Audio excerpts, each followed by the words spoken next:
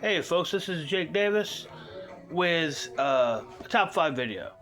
Tonight I'm doing this be my third of 7 videos covering my favorite films of 2025. I already did supporting actor and supporting actress, so tonight I'm going to be talking about my picks for the best director of the year. So let's get right into it. Oh, real quick, my last video, I got distracted by my little demon baby. So I forgot to do my honorable mentions. I'm not going to run through them here, but I just did want to point out that there's been a lot of buzz around Adam Sandler for Jay Kelly. Saw Jay Kelly. It was okay. It's a fine movie. Adam Sandler is by far the best thing about the movie. But I would like to see him get nominated. It's not because he's a great actor. He's been after it a long time. No, it's because at least no one ever has anything bad to say about Adam Sandler. 30 plus years, there's no stories about him betraying friends or throwing tantrums on sets or set scandals or being rude to fans. It's none of that anywhere. All he does is just make bad movies. So yeah, it'd be nice to see something nice happen to a nice guy. So here, my picks for best director. 5th place, I say Lorcan Finnegan for The Surfer. Finnegan's previous film was Vivarium, which is a very surreal film starring Jesse Eisenberg and Imogen Poots. The whole setup with this film, of course, is Nicolas Cage is a man trying to buy a house in Australia, his father's old house, but he spends the entire time basically being stranded and terrorized by the locals. This movie is just really nightmarish and surreal. It takes place over about a week, but there's moments where it feels like a few hours in the sun and the dehydration and the exposure, and the loneliness. Feels like he's there for years, and this has his body and his property and his mind is slowly chipped away at. It's really an awesome movie. I look forward to this guy's next film. 4th place, Mike Flanagan for The Life of Chuck. Flanagan's just been the go-to horror movie for the last 10 years. Oculus, Ouija 2, The Host. Was it called The Host or Host? What was that called? I think it was called just Host. The one with his wife and John Gallagher Jr. His Dr. Sleep movie was terrific. I really enjoyed the Fall of the House of Usher show. I loved that kind of approach, kind of hybrid styles of Poe's work. Even though I thought some of the performances, especially with the younger actors, was a little bit iffy. Henry Thomas was really good. Bruce Greenwood was real good. Willa Fitzgerald and Carla Gugino were all real good on it. But Mary McDonnell was strangely not. She's usually good. Anyhow, this film, Life of Chuck, is a really good film. It's him doing something a little bit different, trying to tell a drama, but there's still this sense of mystery. The first segment, especially in the film, is, again, surreal and scary at times. You don't know what the hell is going on. This is an interesting movie. It's one film, it's one story, but in a way it's kind of 3 different genres. The first one being a bit of paranoid thriller, dystopia. The second part, a musical, and the third part of adolescent boy growing up, and all of it this trending sense of magic in this man's life. Very good film. 3rd place, Richard Linklater in Blue Moon. Blue Moon is a film by all rights I should have hated. People just sitting around talking about their play for an hour and a half. But no, I got completely lost in the world and the performances and the dialogue and the characters. He is an overbearing, abrasive ass, but he's funny about it. Just the right balance of self-deprecation and delusions of grandeur that aren't really that much of a delusion. It's a very good performance, great characters, a wonderful creation of an era.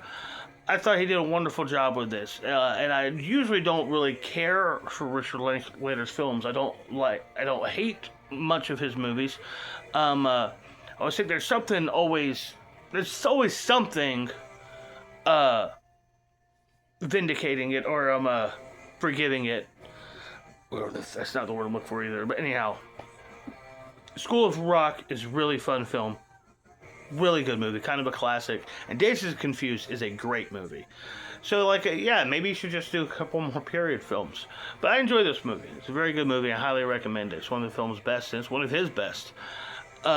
Second place, Yorgos Lanthimos for Begonia. I've liked everything I've seen of this guy so far. Kinds of Kindness wasn't great, but it was still a very fun, very good movie.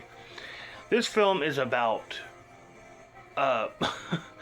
about kidnappers think they've abducted an alien. Conspiracy theorists, beekeepers think they've abducted an alien, and it's a very dark comedy that goes into kidnapping and paranoia and schizophrenia and castration and torture and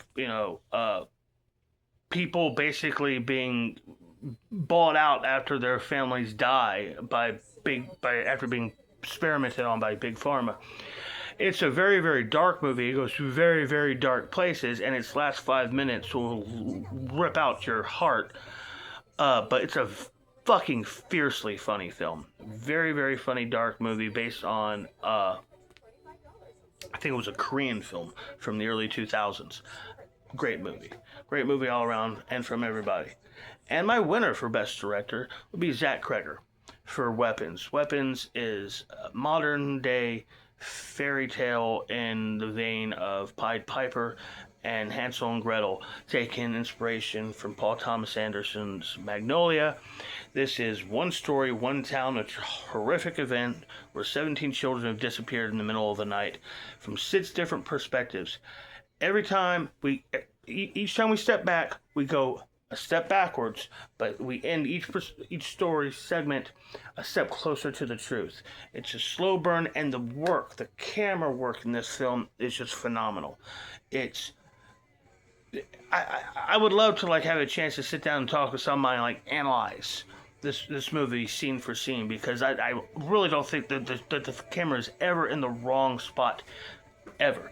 It moves you. It's demanding your attention. It's making you not look away. It's wonderful. There's a great jump scare in the third act where we see the witch before the boo hits, but it's perfect. You don't realize it until it's too late. It's a great movie. It's a perfectly made movie. What we had here with this film was fresh-eyed filmmaker with a purely original film, and perfectly executed. Could not be a better movie. And then you take in the fact that this guy had to get postponed due to the writer's strike in, was it 2023? And he had to recast everybody except for the junkie. And I'm telling you, I think it did benefits, because now he had Josh Brolin and Julie Garner and Amy Madigan and Benedict Wong, who are all, for the exception of Pedro Pascal and Brian and Tyree Henry, he didn't really have names for anybody. And Pascal, I'm not going to say Pedro Pascal is a bad actor, but he is, it's clear overexposure. He had 4 movies in 1 year, and they all flopped. You can't feel like that isn't a you issue. Especially when you got Gladiator. I guess Gladiator was last year, but it was all within a year. You know what I mean? But anyhow, yes, Weapons. It's the shit. I got a couple of honorable mentions. I think Luca Guadagnino did a very interesting job with After the Hunt. He's not a director I really like, but I did enjoy his work for this movie. The uncomfortable time, the way the camera would hold almost uncomfortably, when you almost felt like there should be a close-up here, but no, it wants to give you a fly-on-the-wall sensation. Then there was Michael Shanks, who had a deliriously fun horror film together with Alison Brie and Dave Franco. I love that movie. Alex Garland and Ray Mendoza were actually going to be, I was going to nominate them for Warfare, but in the last minute I didn't want to have co-directors nominated. I'm going to have the same issue down the line with a Song. We'll get to that tomorrow. And Steven Soderbergh didn't really Wasn't really gonna nominate him, but I did have to point out that he had two excellent movies this year. Both Presence and Black Bag were pleasant surprises, and I recommended both of them. Anyhow, that's 3 videos down. I got 4 more to go, and tomorrow I'm just gonna call it a top 5 video. We're gonna jump from the top 5. We're gonna run through my miscellaneous videos. Not awards, winners, and contenders. Hope you watch me then. Hope you enjoy this. Like, comment, share, subscribe if you want to. I think I said all the words. I'm Jake Davis, and I'll catch you on the fly.